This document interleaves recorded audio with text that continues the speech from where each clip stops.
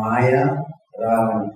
దీని యొక్క తేడా ఏమంటే, జనరల్గా మనకు తెలుసు మాయ అంటే అక్కడ ఫీమేల్, రావణ్ అంటే మేల్.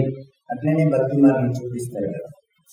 సో ఫస్ట్ డిఫరెన్స్ ఏమో రాసుకోండి. మాయ అంటే ఫీమేల్, రావణ్ అంటే మేల్.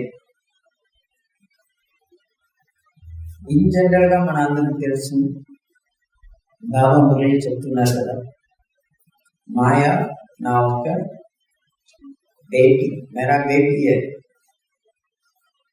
మాయా బేటీ, రావణ్ బేటా లేదు కదా. ఎక్కడ బాగా చెప్పారు కదా, బేటీ అంటే ఓకే నా కూతురు, మాయ నా కూతురు బాగా చెప్పారు. రావణ్ నా కొడుకుని ఎక్కడ చెప్తున్నారా? ఎక్కడ లేదు. అట్లంటే దానికి అర్థం ఏమంటే మాయ వేరు, రావణ్ వేరు. ఇక్కడ నుంచి మనం అర్థం చేసుకోవాలి. సో నంబర్ 1 ఫస్ట్ మీరు ఈ పాయింట్స్ నోట్ చేసుకోవాలి. మాయ అంటే ఫీమేల్, రావణ్ అంటే మేల్. ఓకే, వీళ్ళిద్దరికి అడ్రస్ కావాలి కదా, పేరు మాత్రం చెప్తే చాలా. స్కూల్ పేరు అడుగుతున్నారు, నెక్స్ట్ అడ్రస్ అడుగుతారు కదా. మాయ అడ్రస్ ఎక్కడ ఉంది, రావణ్ అడ్రస్ ఎక్కడ ఉంది చెప్పండి. శివబాబు అడ్రస్ అడిగితే అందరూ చెప్పేస్తారు. ఎక్కడ ఉన్నారు? పరంధామ. Very good. ఇప్పుడు మాయ, రావణ్ అడ్రస్ చెప్పండి.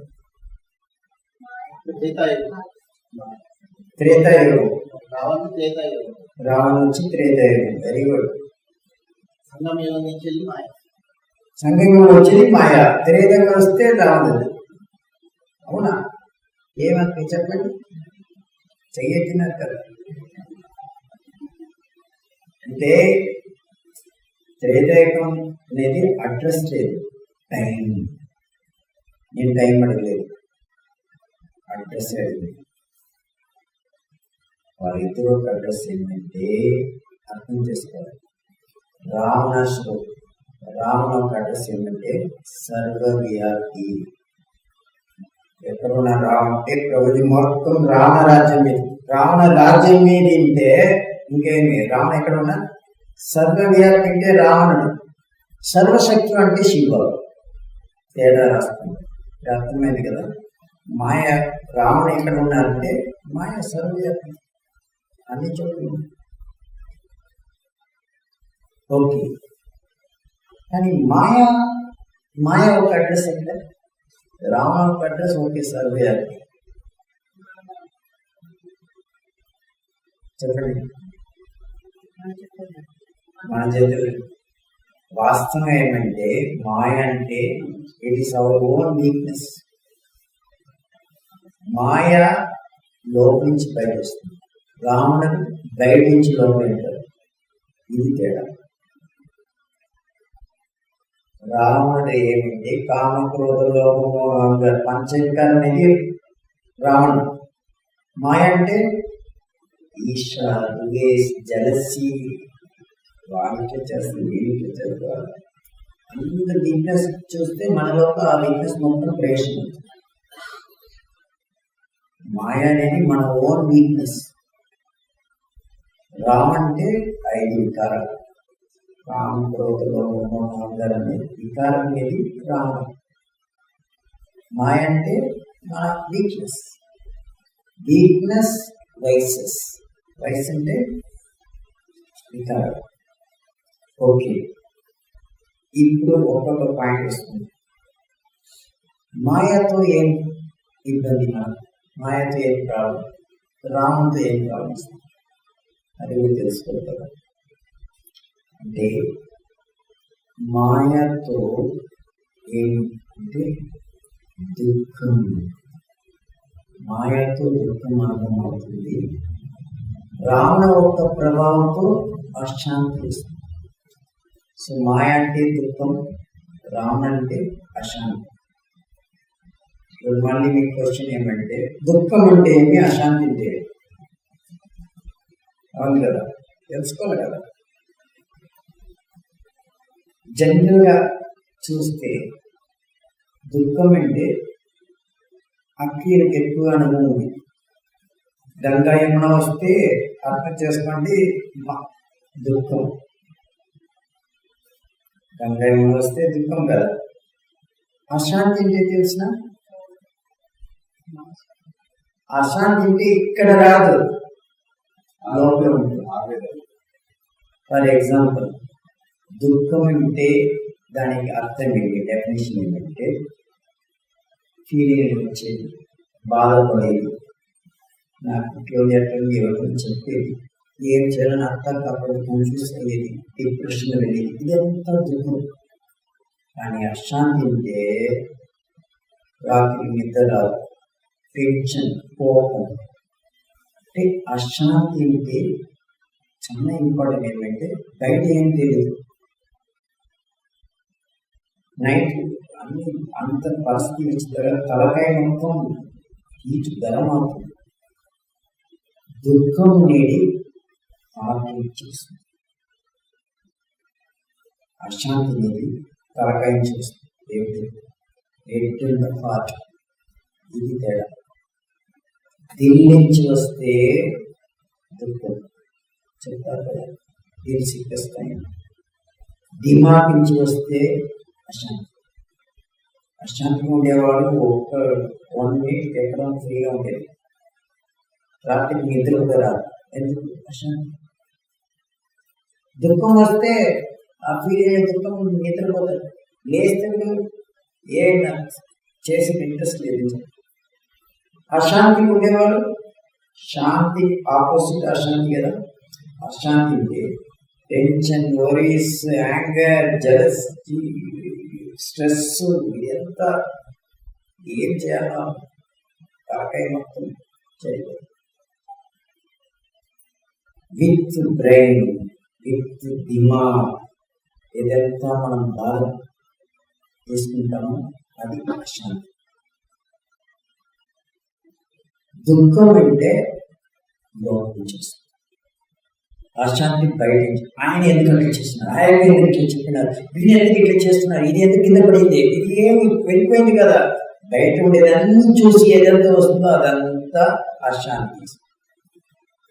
దుఃఖం బయట నుంచి రాదు, ఏమన్నా అంటారు ఇట్లా చేస్తారు కదా, ఏం చేస్తారు అన్ని లోపల నుంచి వస్తారు. లోపల నుంచి వస్తే దుఃఖం మాయ, బయటని చూసి లోపల పరిగెత్తుకు వస్తే అది రామ. అశాంతి అంటే అర్థమైంది కదా. చాలా ఇంపార్టెంట్ ఏమంటే జనరల్గా అక్కయ్యలు ఎక్కువగా దుఃఖం అనుభవం చేస్తారు, అన్నయ్యలు ఎక్కువగా అశాంతి అనుభవం చేస్తారు. నైట్ ఇంట్లో చూడాలి, పరివారం మొత్తం బాగా నిద్రపోతున్నారు, నిద్ర ఇట్లా సౌండ్ అట్లా సౌండ్ కూడా వస్తుంది. వీలుగా బిజినెస్ టెన్షన్, అది కంపెనీ అన్ని నిద్ర రాదు. 2 o'clock నిద్ర రాదు. నిద్రపోయే వాళ్ళకి చూస్తే టెన్షన్ అవుతారు. ఏమైనా చింత ఉందా? చింత ఉంటే అశాంతి, చింత లేదంటే బాధపడితే దుఃఖం. నేనేమో కింద చల్లేసినాను, కింద పడిపోయింది. నీకేమో తలకాయ పెద్దవాళ్ళు ఏమో చెప్తారంటే మిస్టేక్ అది కదా. దుఃఖం నేను చేయలేదు, ఎవరో వచ్చి మీరే చేసిందని చెప్తే ఆర్గ్యుమెంట్ చేస్తాను, నేను చేయలేదు, ఏమి అట్లా లేదు, నేను చూస్తున్నాను, మీరే చేస్తున్నారంటే రాత్రి నిద్ర రాదు. ఎందుకు? ఇప్పుడు అశాంతి.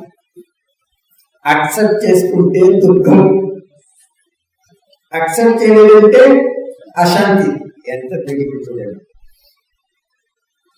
కానీ అందుకే బాగా అర్థం చేసుకోవాలి, మాయా అంటే దుఃఖం, రామ్ అంటే అశాంతి. ఇద్దరు అంత ఉంది. ఎందుకు? మాయా ఫీమేల్ కదా, మనసు చేస్తుంది, హృదయం చేస్తే మాయ. రామ్ అంటే 10 తలకాయ ఉంది కదా, తలకాయ నుంచి వస్తేనే అశాంతి. అర్థమైంది కదా ఇప్పుడు? ఓకే, మళ్ళీ ఇంకా డీటెయిల్గా వెళ్తాం. ఎందుకు దుఃఖం వస్తుంది? దుఃఖం వచ్చేకి రీజన్ తెలుసుకోవాలి కదా. ఎందుకు వస్తుంది దుఃఖం తెలిసిన? ఎందుకు అశాంతి వస్తుంది? అట్లా లేదు. కొన్ని పరివారం చూస్తే అన్ని దుఃఖిగా ఉంటారు. ఏమని చెప్తే వాళ్ళు అక్కయ్యలు అంత స్ట్రాంగ్ గా ఉంటారు. వాళ్ళ దుఃఖం ఏమి రాదు. అందరూ దుఃఖం చేపిస్తారు కానీ వాళ్ళ దుఃఖం రాదు. కానీ వాళ్ళకి నిద్ర కూడా రాదు. ఆమె శాంతిగా ఉంటారు. పేరు మాత్రం శాంతి అక్కయ్య, శాంతి మాత. పేరు శాంతిగా ఉంటుంది, అశాంతిగా ఉంటారు. ఎందుకు? నేను చెప్పే మాట కొడుకు లేదు, కూతురు లేదు, మీరు చెప్పి అన్ని కంప్లైంటే. సో అశాంతి ఉంటే అన్నిటికి మాత్రం వస్తుంది, అంత మీనింగ్ లేదు. శాంతి దుఃఖం ఉంటే అక్కడి కట్టలేదు, ఇద్దరికి వస్తుంది. ఎందుకంటే బాగా అర్థం చేసుకోలేదు. 84 జన్మ ఉంది కదా, 83 బర్త్. అన్నయ్యలు కానీ పుట్టారు అట్లా లేదు. Maximum 7 birth, minimum 2 birth, 2-3 birth తర్వాత అన్నయ్యలు అక్కయ్యలు పుట్టారు, అక్కయ్యలు అన్నయ్యలు పుట్టారు. సెటిల్మెంట్ అట్లా ఉంటేనే ఈ జన్మలో మనకి ఎవరు హస్బెండ్గా ఉన్నారో, ఒక జన్మలో వాడు నాకు వైఫ్. అప్పుడు ఏదంతా నేను చేసినాడో దానికి రివర్స్ ఇప్పుడు రివెంజ్ తీసుకుంటారు. ఏం చేసేది? అక్సెప్ట్ చేసుకోవాలి. దానికే బాగా ఏం చెప్తున్నారంటే, సంగమికి వచ్చిన తర్వాత నీ జోవు జైసావు, నేను ఎట్లా ఉన్నాడు అక్యురేట్ అట్లా యాక్సెప్ట్ చేసుకుంటే నో ప్రాబ్లం. ఎందుకు యాక్సెప్ట్ చేసుకోవాలంటే వాళ్ళతోనే నా యొక్క కళ్యాణం జరుగుతుంది. ఇప్పుడు మూవీ రిలీజ్ అవుతుంది, సినిమా. ఓకే, ఆ సినిమాలో విల్లనే లేదు, హీరో మాత్రం ఉన్నారు. హీరోయిన్ మాత్రం ఎన్ని రోజులు పోతుంది ఆ మూవీ? ఎవరు చూసేది? విల్లన్ ఉంటేనే ఇంట్రెస్ట్. విల్లన్ లేదంటే ఫైట్ లేదు, విల్లన్ లేదు, దుఃఖాశాంతి ఏం లేదు. స్టార్టింగ్ నుంచి ఎండింగ్ వరకు కల్చరల్ ప్రోగ్రామ్ కాకుంటే ఒకసారి చూస్తారు, మళ్ళీ ఫిలిం ఫెయిలియర్, మూవీ ఫెయిలియర్ అవుతుంది. వాస్తవంగా మీరు చూడండి, మూవీ సక్సెస్ ఎంత అవుతుందంటే విల్లన్ క్యారెక్టర్ స్ట్రాంగ్ ఉంటే ఆ మూవీ సక్సెస్ అవుతుంది. హీరో క్యారెక్టర్ పనికిరాదు. ఎక్కడైనా చూడండి, విల్లన్ వెరీ స్ట్రాంగ్ పర్సనాలిటీ అట్లా ఉంటేనే మూవీ సక్సెస్. అకౌంట్ క్లియర్ అవుతుంది. అకౌంట్ నుంచి ఇంకా రాలేదు, తర్వాత వస్తాం. మెయిన్ ఏమంటే అర్థం చేసుకోవాలి. నా జీవితంలో నాకు వచ్చి పరిస్థితి రాకూడదు, ప్రాబ్లం రాకూడదు, ఏం రాకూడదుంటే 94 మూవీ అవ్యక్తవాణి. సాకారవాణి ఒక ఎగ్జాంపుల్ బ్యూటిఫుల్గా ఉంది, కానీ అవ్యక్తవాణి మీకు చెప్తే ఇంకా కొంచెం ఇంట్రెస్ట్ వస్తుంది కదా. దాంట్లో బాబా ఏం చెప్తున్నారంటే, మీరందరూ ఎవరండి? కిల్లాడిని హిందీలో చెప్తే ప్లేయర్ ఉన్నారు కదా, స్పోర్ట్స్ ప్లేయర్ వచ్చి హిందీలో వచ్చి కిల్లాడి ఆటగాడు. సో వాలీబాల్ మ్యాచ్ తెలిసిన బాగా అడుగుతారు ఆ మూవీ. అడుగుతుంది. ఓకే, వాలీబాల్ ఎట్లా వాలీబాల్ చూస్తున్నారా? ఏం చేయాలి? వాలీబాల్ ప్లే చేయాలంటే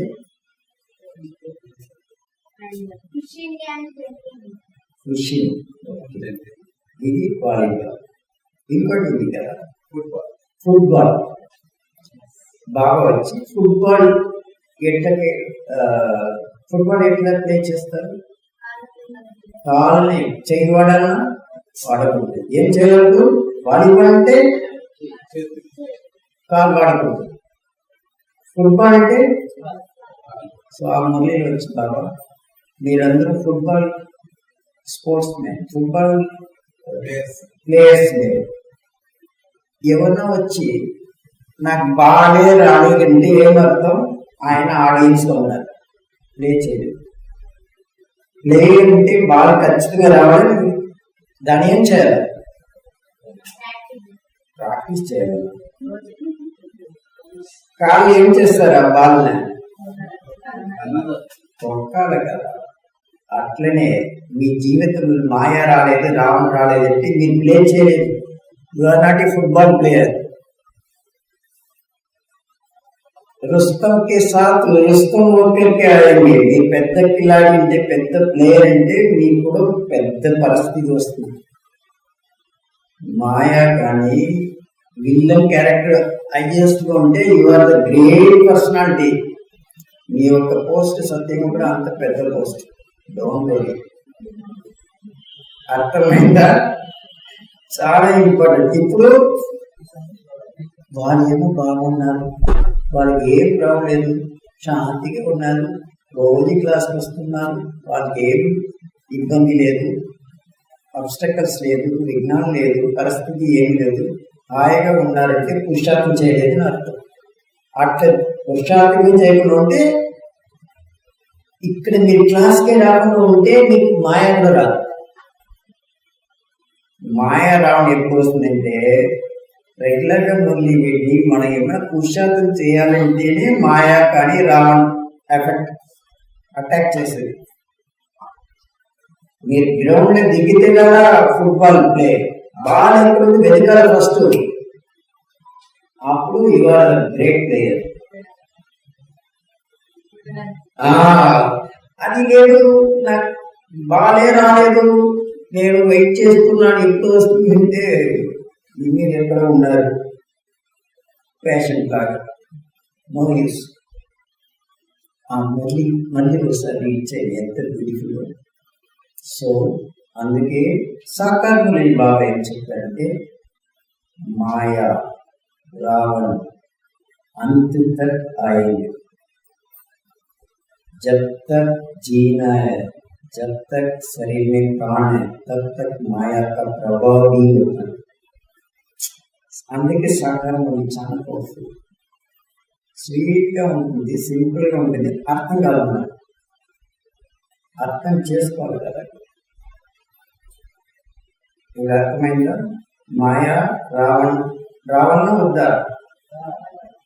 అందుకే బాబా ఏం చెప్తారు సాకారంలో అంటే మాया और रावण आना उनका काम है, उस पर विजय पाना आपका काम है.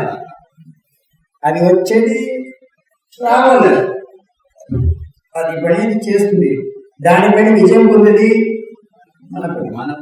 మనం చేయాలి. అట్లనే నాకు ఏం రోగం అనుకుంటుంది, ఏం అన్నీ వస్తుంది, ఎందుకు రాకుండా వస్తే ఏమండి, ఏమన్నా కొందరు ఇట్లా అనుకుంటారు, ఏమన్నా రోగాలు వస్తే, పెద్ద బాధ వస్తే, పెద్ద రోగాలు ఏమైనా వస్తే బయట వాళ్ళు ఏం మాట్లాడతారు తెలిసిన, ఏ పాపం చేస్తున్నారు, ఆస్తి ఇంత బాధపడుతున్నారు, ఇంత ఖర్చు అవుతుంది, ఐసీయూ వార్డు ఉన్నారు. ఐసీయూ వార్డు అంటే తెలిసిన ఏమి, ఎమర్జెన్సీ ఐసీయూ అంటే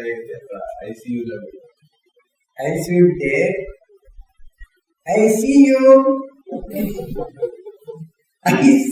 అంటే చెప్పేకయ్యలేదు, చాలా చెప్పాలన్నా సీరియస్ కండిషన్ ఉంటే ఐసీయూ. అర్థమైంది కదా? అట్లనే మనం కూడా ఇప్పుడు అందరూ ఐసీ వార్డులో ఉంటాం. కలియుగం మంత్రి వచ్చిన తర్వాత అందరూ ఇప్పుడు ఐసీ వార్డులో ఉంటాం. తెలిసిన సమ్డేస్ కోర్సు అభివృద్ధి తీసుకున్నారు ఇక్కడ 5వ కోర్సు. ఆ సమ్డేస్ కోర్సులో ఒక పిక్చర్ ఉంది, బెడ్ లో బ్లౌజ్ వచ్చి అది ఐసీ వార్డు. అర్థమైందా? రావణుడు పైన వచ్చి పంచవికారాలు, తర్వాత కింద వచ్చి ఎద్దుకి వచ్చి అక్కడ గ్లోబ్ ఉంటుంది. అట్లనే కలిగి ఉంటే మన అందరూ ఐసీ వార్డు ఉన్నాం. ఇంటెన్సివ్ కేర్ బాగా తీసుకుంటారు. అర్థమైంది కదా? సో అందుకే ఎవరైనా పెద్ద బాధ ఏమైనా ప్రాబ్లం వస్తే బయట వాళ్ళ కానీ లోకి వాళ్ళు ఏం పాపం చేసినారో పాపం బాధపడుతున్నారు హాస్పిటల్. అవును కదా? అట్లాంటి ఇంకోటి చెప్తున్నా, బాగా యోగం చేస్తే పవర్ఫుల్ గా ఉంటే రోగాలు వస్తే కూడా అన్ని మేలవుతుంది, ఏం ప్రాబ్లం రాదు. యోగ శక్తితో అది దానిపైన విజయం పొందండి, ఏం రాకుండా శరీరం అట్లంతా చెప్తారు కదా. అట్లంటే ప్రకాశం దాది గుజరాదాది కానీ మీరు బాగా యోగం చేయొచ్చా? వాడు ఎంత పెద్ద మహారాజు, మమ్మ కానీ పవర్ఫుల్ యోగం చేయొచ్చా? ఎందుకు వాళ్ళు కూడా అందరూ అన్ని యోగాలు వచ్చింది? వాళ్ళు ఏమైనా పాపం చేస్తుంటారేమో, పాపం చేస్తే కదా రోగం వచ్చింది. అందుకే ఫస్ట్ నాలెడ్జ్ బాగా అర్థం చేసుకోవాలి. నిన్న అర్థమైంది కదా రక్త సంబంధం ఎక్కడ ఉంది, అట్లనే అన్ని రాంగ్ అర్థం చేసి పెట్టుకున్నాము. రాంగ్ ఇక్కడే ఉంది. వాస్తవంగా పెద్ద పెద్ద దాదీలు కానీ వాళ్ళందరూ వాళ్ళకి ఎందుకు రోగాలు వస్తున్నాయి, ఎందుకు ప్రాబ్లం వస్తుందంటే 63 జన్మం వచ్చి ప్రకృతితో ఏదంతా వాళ్ళు పొరపాటు చేసినారో శరీరం ఒక ప్రకృతితో సెటిల్మెంట్ జరుగుతుంది. రోగాలంటే ప్రకృతితో సెటిల్మెంట్. చేసిన పాపంకి రోగం, పాపం చేస్తే దుఃఖం.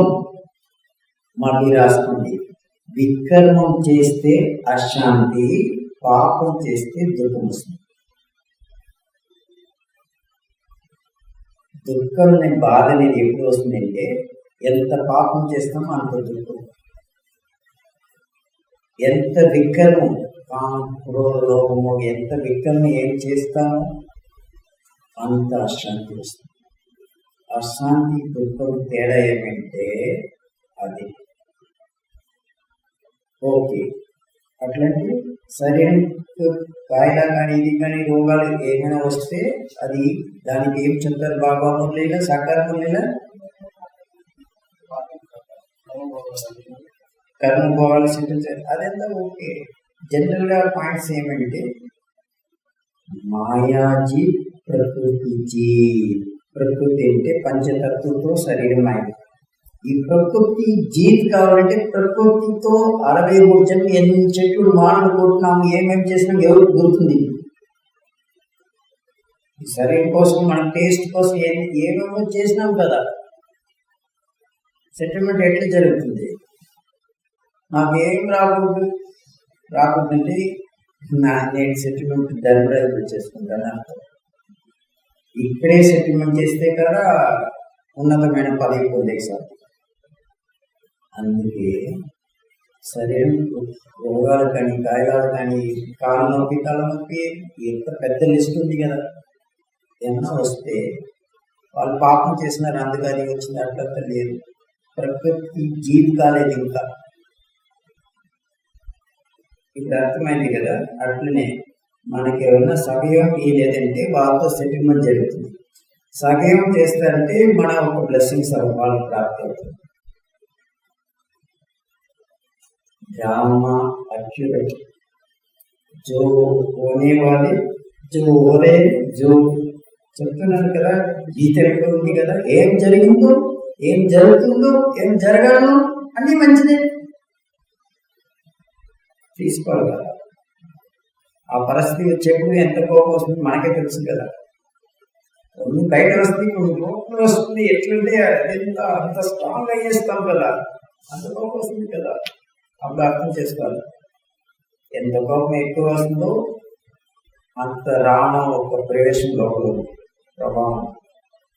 అశాంతి అయినాం కదా, రామ వచ్చేసింది. లేదంటే దుఃఖం అంటే ఇప్పుడు అర్థమైంది కదా. రోగం కానీ ఇది కానీ ఏమైనా బాధ వస్తే అది ప్రకృతితో సెటిల్మెంట్. పాపం పుణ్యం అదంతా లేదు. పాపం అంటే దుఃఖం, అశాంతి అంటే వికర్మం. సరే ఓకే. ఇప్పుడు మళ్ళీ చాలా ఇంపార్టెంట్. వికర్మం వస్తుంది కదా. వికర్మం నుంచి బయట రావాలంటే ఏం చేయాలి? ఎన్నో పాపం చేసేసినాం, 68 జన్మం చేసినాం కదా. ఈ పాపం నుంచి బయట రావాలంటే ఏం చేయాలి? వికర్మం నుంచి బయట రావాలంటే ఏం చేయాలి? పాపం ఎట్లా జరుగుతుంది, వికర్మం ఎట్లా జరుగుతుంది అది కూడా తెలుసుకోవాలి కదా. ఇప్పుడు ఇంకా నెక్స్ట్ డీప్ ఏమంటే వికర్మం చేస్తే అశాంతి అవుతుంది, పాపం చేస్తే దుఃఖం అనుభవం చేస్తాం. ఇది ఆల్రెడీ నోట్ చేస్తున్నారు. నెక్స్ట్ ఏంటంటే వికర్మం అంటే నేను ఇండివిజువల్గా చేస్తే అది వికర్మం, అందుతో కలిసి చేస్తే అది పాపం. పాపం చేయాలంటే మినిమం ఇద్దరు కావాలి. సపరేట్గా ఒకరు మాత్రం పాపం చేసే అయ్యేది. అందరితో కలిసి చేస్తే పాపం, నేను మాత్రం చేస్తే వికర్మం. కన్ఫ్యూషన్ అవుతుంది కదా. మళ్ళీ ఎగ్జాంపుల్ చూద్దాం. నాకు కోపం వచ్చింది, ఇప్పుడు ఆయన పాపం బాబు ఏమో చేస్తుంది, ఏమో తెలుగుగా విన్నారు అంటే నాకు కోపం వచ్చింది, క్రోధం వచ్చింది, డైరెక్ట్గా ఆయనని నేను అట్లా ఏమి చెప్తున్నాను. ఇప్పుడు ఏమవుతుంది? వికరం. వికరం అంటే వికారాలు. క్రోధం ఒక్క ఆవేశం కానీ, అట్లనే కామం కానీ, క్రోధం కానీ, లోపం కానీ, మోహం కానీ, ఏమన్నా కానీ వికారం యొక్క ప్రభావంతో ఏదైతే నేను చేస్తానో అది డైరెక్ట్గా నాకు వస్తుంది కదా, అది వికరం. అట్లా డైరెక్ట్గా ఏమన్నా చేస్తే, నా కొడుకు కూతురు ఏమో చేసేస్తున్నాను, నాకు చాలా కొడుకు కొట్టేస్తాను, తర్వాత బాధపడేది ఎవరంటే అప్పుడు ఏమో కొడుకు కూతురు ఓకే 10 నిమిషం తర్వాత వాళ్ళు స్కూల్లో వెళ్తారు, మనం హాఫ్ అన్ అవర్ తర్వాత కొట్టేసినాక నువ్వు బాధపడేది ఎవరికి ఎక్కువగా, ఎవరికి అశాంతి ఎక్కువ వస్తుందంటే కొట్టే వాళ్ళకి అశాంతి వస్తుంది. వాళ్ళు కొంచెం దుఃఖం అవుతుంది, తర్వాత అంతే. వండర్ఫుల్ కదా. అంటే వికర్మం అంటే ఇండివిజువల్ గా మనం ఏం చేస్తామో అది వికర్మం. ఇద్దరితో కలిసి చేస్తే అది పాపం. సరే, ఇప్పుడు పాపంకి ఎగ్జాంపుల్ ఏమంటే, ఇప్పుడు నేను ఈ ఊరు కొత్తగా వచ్చినాను కదా, ఇక్కడ ఎవరు ఏంటి నాకు తెలియదు. సపోజ్ నేను వాకింగ్ వెళ్తున్నాను, ఏవో ఆపోజిట్ వస్తున్నారు, తెలియకుండా నేను వాళ్ళ పైన కాళ్ళు నేను పెట్టేసి ఏమైంది, ఆయన కోపం వచ్చేసింది. చూసి నడవాలి కదా, ఎందుకు ఇట్లని ఆయన కొట్టేసినాడు. కొట్టిన తర్వాత నేను వాపస్ కొట్టేకి అవుతుందా అనిపిస్తే అయ్యలేదు. ఎందుకంటే ఆయన చూస్తే ఇంట్లో ఉన్నారు, రౌడీలాగా ఉంటారు పెద్దవాళ్ళు, లోకల్ అథారిటీ, ఇక్కడ ఉండేవాళ్ళందరూ తెలిసిన వాళ్ళు. నేను చూస్తాను, వాళ్ళు కొట్టేప్పుడు నేను ఏం చేసేది అయ్యలేదు, సైలెంట్గా వచ్చేస్తాను. మళ్ళీ ఇక్కడ వచ్చి సెంటర్ సైలెంట్గా ఉంటాను. అక్కడ అడుగుతారు ఏమైందండి, ఏం లేదు అవన్నీ. ఎవరు చెప్పండి, ఎవరు తెచ్చి మన అన్నితో వాళ్ళని అడుగుతాం. అట్లా ఏమైనా చెప్తారు, వద్దకయ్యా నేను ఉండేది ఒక 2 రోజులు వెళ్ళిపో. అట్లా లేదు, అట్లా చేస్తే ఊరుకుంటే ఇట్లా అనేసి ఎవరిని అన్నీ చెప్తే మళ్ళీ అన్నీ చెప్తాను, ఇట్లా అట్లా ఉన్నాను. తర్వాత ఆయన ఆల్రెడీ రౌడీ పెద్దవాళ్ళు, ఆయన ఏం చేసేది.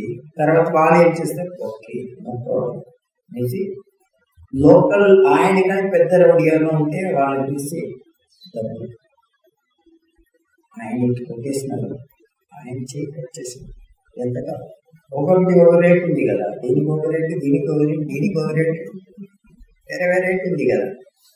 ఇచ్చేస్తే చాలు, ఓకే డబ్బులు ఇచ్చేసినాం. ఇచ్చిన తర్వాత ఆయన వెళ్ళి ఎవరు చూడకుండా ఎక్కువ సపరేట్గా దొరికితే కొట్టాలి ఏమో చేస్తారు. ఇప్పుడు కొట్టేసినారు, వాళ్ళ చేయి కట్ అయింది, అది పాపమా వికర్మం అంటే అది పాపం. ఎందుకు? డబ్బులు ఇచ్చింది నేను, చేసింది ఆయన, ఇద్దరు కలిసి చేస్తాం కదా, ఇద్దరు కలిసి చేస్తే అది పాపం. నేను డైరెక్ట్ చేస్తే వికర్మం. వికర్మం అనేది ఇండివిజువల్, పాపం అనేది కలిసి చేసింది. ఇప్పుడు ఆయన కట్ చేసేది ఏమైనా చేస్తే ఆయన ఫీలింగ్ ఏం రాదు. ఎందుకు? డబ్బుల కోసం వాళ్ళు చేస్తారు, డబ్బులు తీసుకున్నారు, కొట్టేసినారు. కానీ నేను పైనుంచి దూరం నుంచి చూస్తాను, ఆయన కొట్టేసి కొట్టింది, నాకు ఖుషి వస్తుంది. ఎందుకు? ఆయనకి ఏమైనా ఫీలింగ్ వస్తుందా? ఫీలింగ్ ఏం రాదు. ఎందుకు? ఆయన విక్రమం చేయలేదు. ఇప్పుడు డబ్బుల కోసం ఆయన పాపం చేస్తున్నారు. డబ్బులు ఆయనకి ఎందుకు కావాలి? వాళ్ళ ఫ్యామిలీ మెయింటెనెన్స్ పరిహారం కావాలి. అంటే పాపం అంటే అందరూ కలిసి చేస్తే అది పాపం. మినిమం ఇద్దరు కావాలి పాపం చేసి. విక్రమం అంటే ఎవరు నేను డైరెక్ట్ చేస్తే అది విక్రమం. అందుకే మాయ బాగా మొదలు చెప్తారు. మాయ సపరేట్గా వచ్చేది. ఒక్కరు వస్తే చాలు, వాళ్ళ వెనకాల వాళ్ళ పరంపర అందరూ వచ్చేస్తారు. మాయ ఒకటి ప్రవేశమైతే చాలు, వాళ్ళ వెనకాల ఎవరు ఉన్నారో అందరికీ వచ్చేస్తారు లోపల.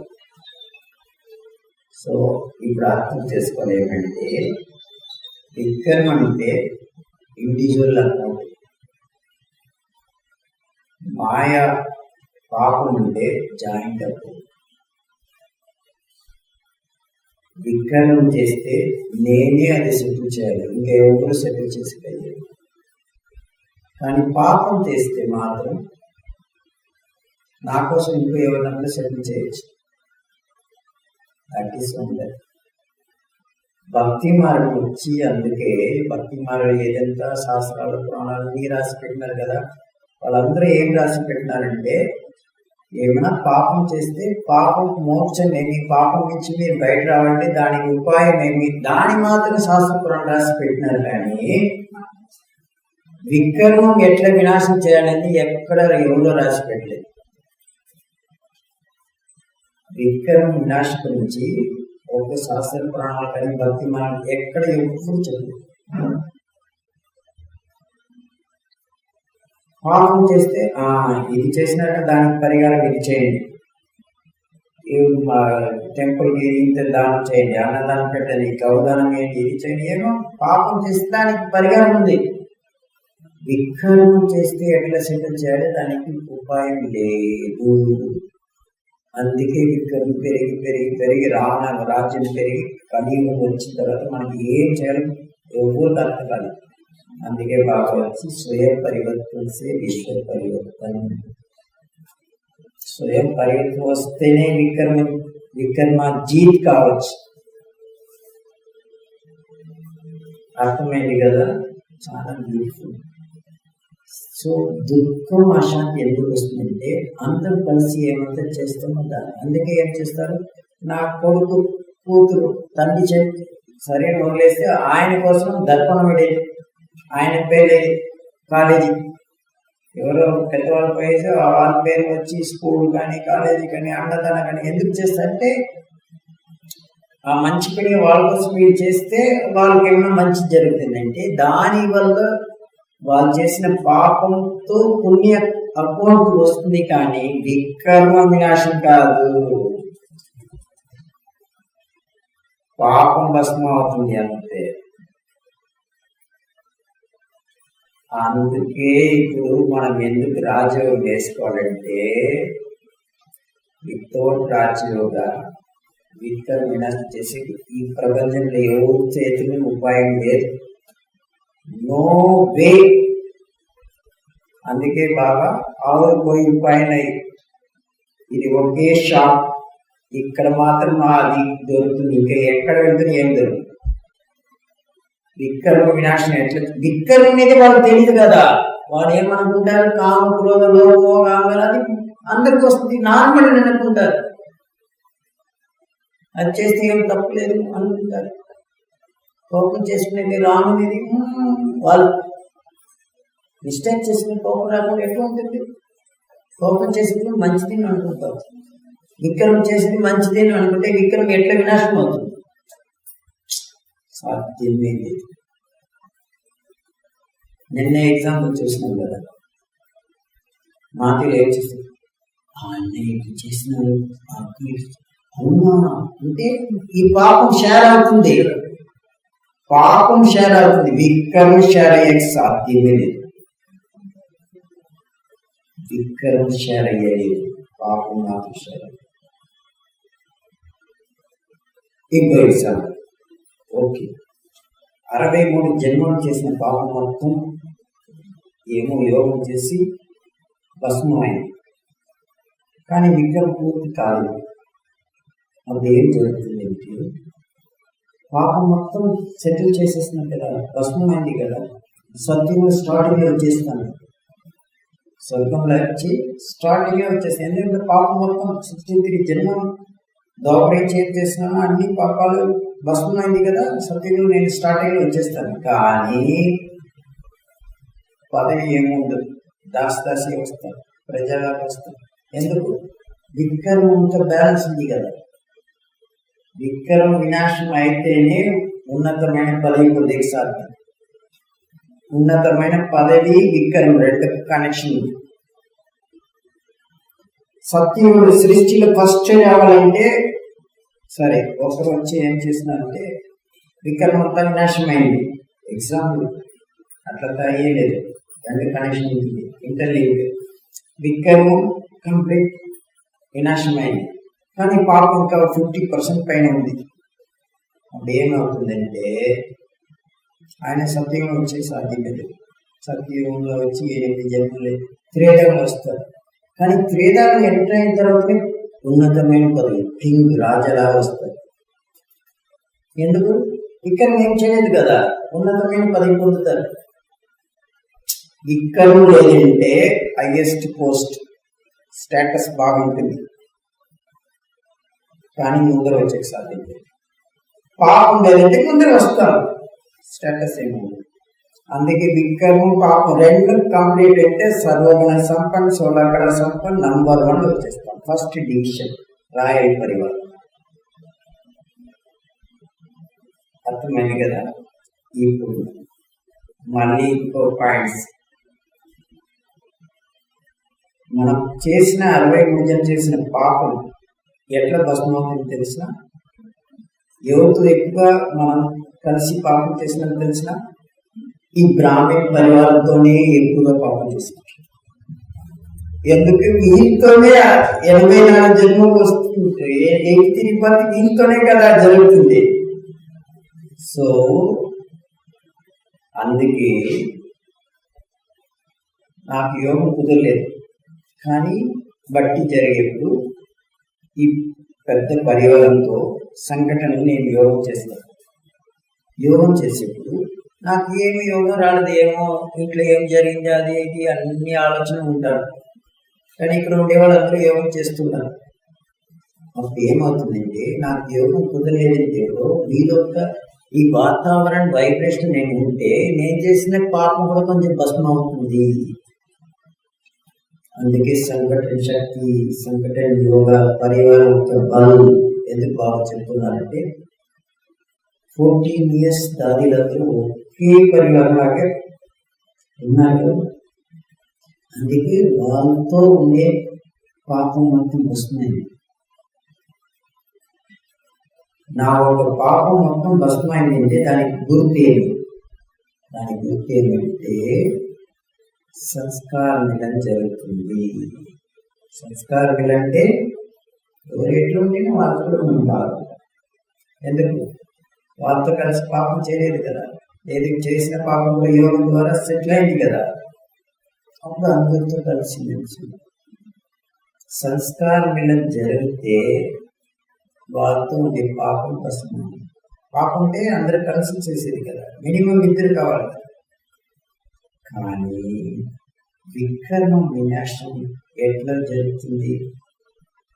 వికర్మ వినాశం కావాలంటే స్వయ పరివర్తనతోనే జరుగుతుంది. నాతో ఉండే వాళ్ళందరూ మంచి వాళ్ళే, కానీ నేను మంచి వాళ్ళు ఎప్పుడు అవుతానంటే నాలో నుండి వికర్మ వినాశం చేసిన మాత్రం. నేను చేసిన పాపం భస్మం కావాలంటే ఎవరికైనా సహాయం చేసి వాళ్ళ యొక్క బ్లెస్సింగ్స్ తీసుకుంటే ఇప్పుడు చేసిన పాపం పోతుంది. ఎందుకు? ఆయనతో కలిసి ఎప్పుడు ఏ జన్మలో ఏం చేసినా సెటిల్ అయింది. సో పాపం భస్మం చేయాలంటే మీరు ఏమైనా ఎవరికైనా సేవ చేస్తే సేవ ఒక బ్లెస్సింగ్స్ ద్వారా పాపం అంతా భస్మం అవుతుంది. కానీ వికర్మ వినాశం చేయాలి, ఏం చేయాలి? ఎవరికి ఎంత హెల్ప్ చేసి ఇది చేస్తే వికర్మ వినాశం అయ్యేది. దానికి రాజు యోగం చేస్తేనే వికర్మ వినాశం. ధారణ, సేవ, సహయోగం చేస్తే పాపం భస్మం అవుతుంది. కలిసి చేస్తారు కదా, అందుతో కలిసి ఏమైనా చేస్తే ఓకే, పాపం విగ్రహ వినాశం కావాలి. ప్రాబ్లం అక్కడే ఉంది. అందుకే రావణ రాజ్యం చాలా పవర్ఫుల్గా ఎందుకు అంటే రావణుడు అంటే విక్రము, 5 వికారాలు వెరీ స్ట్రాంగ్.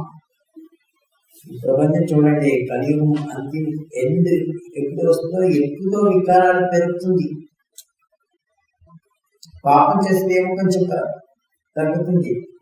ఎందుకు? సీరియల్ రామాయణ భాగవతం వచ్చిన భక్తి కూడా కొంచెం పెరిగింది. ఎందుకు? భక్తి ద్వారా మీరు చేసిన పాపం, పుణ్యకర్మం చేస్తే, అన్నదానం ఏమైనా చేస్తే పాపం పోతుంది కొంచెం. కానీ విగ్రహం వినాశనం చేయాలి కదా. ఎంత విగ్రహం వినాశనం అవుతుందో అంత ఆత్మ పవిత్రం అవుతుంది. సర్వగుణ సంపన్నం కానీ, సోలాగ్ర సంపూర్ణ కానీ, సంపూర్ణ నిర్వికారి అయ్యేదంతా విగ్రహం వినాశం అయితేనే, లేదంటే లేదు. ఇప్పుడు అర్థమైంది కదా. సత్యంగా మనం స్టార్టింగ్ రావాలన్నా లేదు ఉన్నతమైన పదవి పొందాలని ఏం కావాలి? 2 కావాలి కదా. స్టార్టింగ్ రావాలి, ఉన్నతమైన పదవి పొందాలి. అప్పుడు అట్లంటే మాయా పైన విజయం పొందాలి, రావణ పైన జీత్, 2 చేయాలి. అర్థమైంది కదా. ఎంత ఇంట్రెస్టింగ్ అవుతుంది. నెక్స్ట్ ఓకే, ఇప్పుడు దానికి ఉపాయం ఏమి చెప్తున్నారు బాబు? విగ్రహం వినాశనం చేయాలంటే ఏం చేయాలి? పాపం భస్మం చేయాలంటే ఏం చేయాలి? అందుకే సకాల మురళి రెగ్యులర్గా వినాలి, స్టడీ చేయాలి, మంత్రం చేసి విచారణ చేయాలి. అవ్యక్తమైన జనరల్గా చెప్తారు. సాకార మురళిలో పర్టికులర్గా ఇంత వినండి. రేపు నుంచి మీరు మురళి వింటే మీకు అర్థమవుతుంది. योग से पाप भस्म होता है, याद से विकर विनाश. యోగం ద్వారా పాపం భస్మం అవుతుంది, స్మృతి యాత్ర ద్వారా విక్రమ వినాశం. యాద సే విక్రమ వినాశ్, యోగ సే పాపం భస్మం. ఎందుకు? మురళి బాబా ఇది చెప్తారు, రాస్తున్నారు కదా. యోగం అంటే మాయాకాలం యోగం రాసుకోండి, రావణ కాలం వచ్చి స్మృతి యాత్ర. అందుకే బాబా యోగ అగ్ని, యోగం అనేది ఒక అగ్ని, అగ్ని ద్వారా చేసిన పాపం భస్మం అవుతుంది. స్మృతి యాత్ర ద్వారా విక్రమం విక్రమం భస్మం అనేది వినాశం అవుతుంది. విక్రమ వినాశ్, పాప భస్మం. యోగంతో माया जीत, याद की यात्रा तो विक्रमा जीत. माया जीत, विक्रमा जीत కావాలంటే యోగం అక్కడ ఉండాలి, స్మృతి యాత్ర. మళ్ళీ ఒక క్వశ్చన్, స్మృతి యాత్ర అంటే యోగం అంటే ఏం తేడా? తెలుసుకోవాలి కదా. అప్పుడే కదా విక్రమ వినాశం చేసే కావచ్చు. ఓకే, స్మృతి యాత్ర అంటే ఏమి? విక్రమం అంటే యోగం అంటే ఏమంటే దానికి మళ్ళీ సకాలంలోనే చూడాలి. మీరు అవైకములు రోజు మార్నింగ్ చదివే చేస్తే కూడా దాంట్లో పాయింట్ దొరుకుతుంది. కానీ క్లారిటీ ఎక్కడ ఎక్కువ అనేది సకాలం. సకాలంలో ఏం చెప్తున్నారంటే హిందీ కొంచెం కొంచెం అర్థమవుతుంది కదా, లేదంటే తెలుగు అని హిందీ కదా, దాంట్లో సకాలం.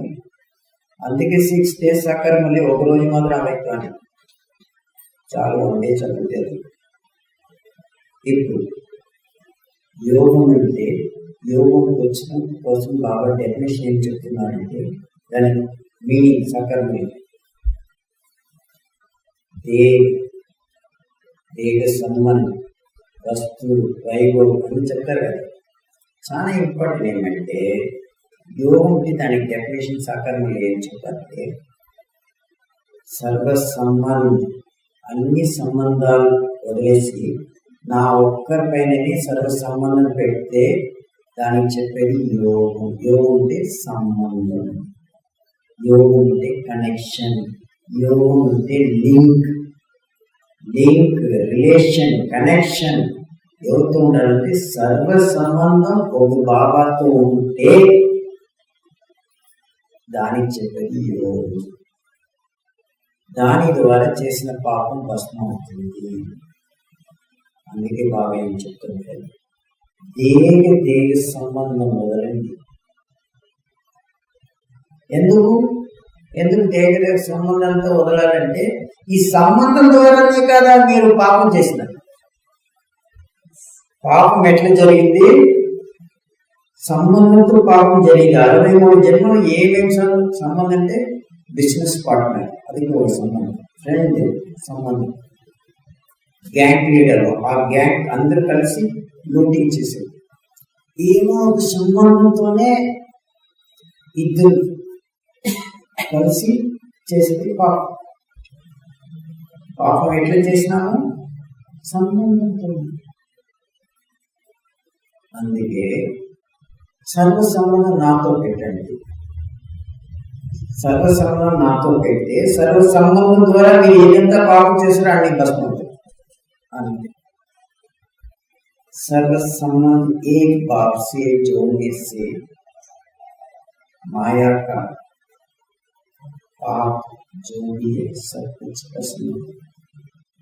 మాయా ఒక ప్రభావంతో ఏదైతే పాపం చేసినా అన్ని భస్మం చేయాలంటే సర్వ సంబంధం ఒక బాబాతో పెడితే సర్వ సంబంధంతో ఏదైతే మనం దోహరించి చేసి వచ్చినామో ఆ పాపం మొత్తం భస్మం.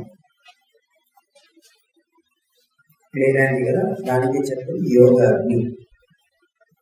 ఒక బాబాతో అన్ని సంబంధాలు పెట్టి చేసిన పాపం భస్మం. ఓకే, నెక్స్ట్ వికర్మ ఎట్లా వినాశం చేయాలి?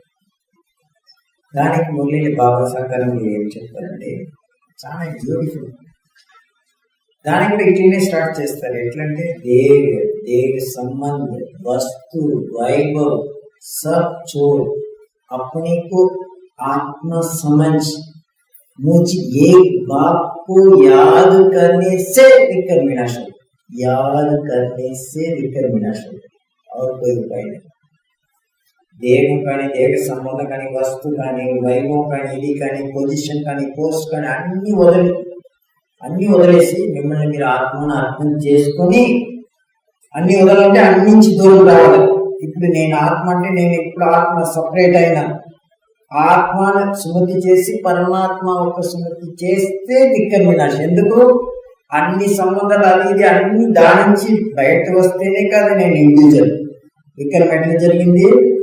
నేను మాత్రం చేస్తే కదా వికర్మ. అందుకే అన్ని సంబంధం కానీ దీని నుంచి ఫస్ట్ మీరు బయట ఒక్క నేను మాత్రం ఆత్మ అనేసి పరమాత్మ స్మృతి చేస్తే వికర్మ వినాశం అవుతుంది. దానికి మీరు ఏం చెప్తారండి బాబా? ఏక్ బంద్ ఏక్ భరోసా, ఏకాంతవాసి ఏకాంత ప్రియ, ఏక్ కే అంత में कोने वाला, ఏక్ బాబా दूसरा ना कोई. ఇదంతా ఎందుకంటే తపస్య. ఎందుకంటే వికర్మ వినాశం చేయాలి. అందుకే దాదిలందరూ 14 years తపస్య ఎందుకు చేసినారు? తపస్య అంటే వికర్మ వినాశం. తపస్య అంటే ఒక బాబా తప్ప ఇంకెవరు లేదు. ఏక్ బాబా దూసరా నాకు, ఏకాంతవాసి, ఏక్ నామి ఏకనామి, ఏక్ ఎక్కడంతా వస్తుందో అదంతా వికర్మ వినాశం కోసం భావించండి. సాకారంగా అర్థమైందా? ఎంత ఈజీ, ఎంత సింపుల్. అర్థమైతే కదా సింపుల్ విషయం. అర్థమైన తర్వాత కూడా అనుభవం చేస్తే కదా అది సింపుల్ అవుతుంది. నా కొడుకు మనం ఏం చేసేది అందరూ కావాలంటే వికర్మ పాపం ఎట్లా వినాశం అవుతుంది. అందుకే బాబా మాసిక घर नहीं है, महाराजा बनना मासिक का घर नहीं है. ఏం చేయాలి? అన్ని త్యాగం చేయాలి. అప్పుడే ఓకే ఆచరించాలి. ఇప్పుడు లాస్ట్ ఫైనల్ గా ఒకే ఒక సెంటెన్స్ రోజు చక్కని ఉంటాం కదా. యోగం చేయాలంటే యోగం ఆధారం ఏమి? యోగం అంటే సంబంధం ఆధారం ఏమి? ప్రీతి. దిల్ ఉంటే యోగం. స్మృతి యాత్ర చేయాలంటే షార్ప్ బుద్ధి, దిమాగ్. అందుకే దిమాగ్తో చేస్తే ఒక బాబా స్మృతి ఉంటే విక్రమ ఒక్క అశాంతి నాకు రాదు. దిల్ బాబా దగ్గర ఇచ్చేస్తే దుఃఖం నాకు రాదు. యోగం అంటే దిల్ కదా. दिलाराम बाग दिल को आराम देने वाला, दुख नहीं वाला दिल बाबा దగ్గర. స్మృతి యాత్ర చేయాలంటే బుద్ధి బలంతో, దానికి బాబా ఏం చెప్తారంటే బుద్ధి యోగం. బుద్ధి యోగం అంటే స్మృతి యాత్ర. బుద్ధితోనే కదా ప్లాన్ చేసి ఎవరికి ఎట్లా కొట్టాలి, ఏం చేయాలి అన్ని చేసినాం కదా. మళ్ళీ ఆ బుద్ధి పవిత్ర కావాలి. బుద్ధితో విక్రమ వినాశం, దిల్తో పాపం వస్తుంది. దిల్తో సర్వ సంబంధం బాబాతో పెడితే చేసిన పాపం అంతా వస్తుంది. బుద్ధితో దిమాగ్తో బుద్ధి యోగం బాగా అభ్యుత ఉంటేనే విక్రమ వినాశం. రాజ్యం చేయాలంటే తలకాయ ఉండాలి కదా. పరివార పాలన చేయాలంటే దిల్ ఉండాలి కదా. ప్రీతి లేదంటే ఎట్లా పాలన చేసేది? దిమాగ్ ఎక్కువ ఉంటే, తలకాయ ఎక్కువ ఉండేవాళ్ళు ఎట్లా ఉంటారు అంటే అందరి నుంచి సపరేట్గా ఉంటారు. నేను చెప్పేది అందరూ పెద్ద బాస్, జిఎం, జనరల్ మేనేజర్ వాళ్ళు ఏం చేస్తారు? అందరితో కలిసి ఉంటారేమీ లేదు. వాళ్ళ కంపెనీలో వాళ్ళు సపరేట్ ఛాంబర్ రూమ్ ఇస్తారు. ఆ రూమ్ లో వచ్చి బయట సెక్యూరిటీ అన్ని అందరితో వచ్చి సపరేట్ అయి రూమ్ వచ్చి నేనే అట్లా పాపం సపరేట్గా ఉంటారు. ఐసోలేషన్, క్వారంటైన్ ఉంటారు. వాళ్ళ దగ్గర చెప్పండి మీరు క్వారంటైన్ ఉంటారు, అర్థం కాదు. ఎందుకంటే పాపం వాళ్ళకి అర్థం కాలేదు కదా. తలకాయ ఎక్కువ ఉంటే అందరించి డిటాచ్ చేస్తారు, అందుకు మిక్సప్ అయ్యేది.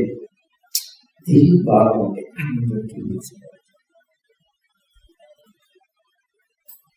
అందుకే ఇప్పుడు అర్థం చేసుకోవాలి. జనరల్ గా అక్కడికి మాట్లాడి కొంచెం దిల్ ఎక్కువ అది కదా, అందుకోసమే కొంచెం పాపం ఎక్కువ చేసి వచ్చేసింది. అందుకే సర్వ సంబంధం బాబా దగ్గర పెడితే అన్ని సెటిల్ అవుతుంది. అందుకే బాబా మన భవ, బుద్ధి మన భవ చెప్పేలేదు. నీ మనసు నా దగ్గర ఇచ్చేది, దానికి చెప్పేది యోగం. అంతే, మనసు ద్వారా నన్ను నాతో సంబంధం పెట్టుకుంటే చేసిన పాపం మొత్తం మొత్తం సత్యంగా స్టార్టింగ్ వచ్చేస్తుంది. విక్రమ వినాశం చేయాలంటే ఏం చేయాలి? ఈ బుద్ధి యోగం నాతో ఉండాలి.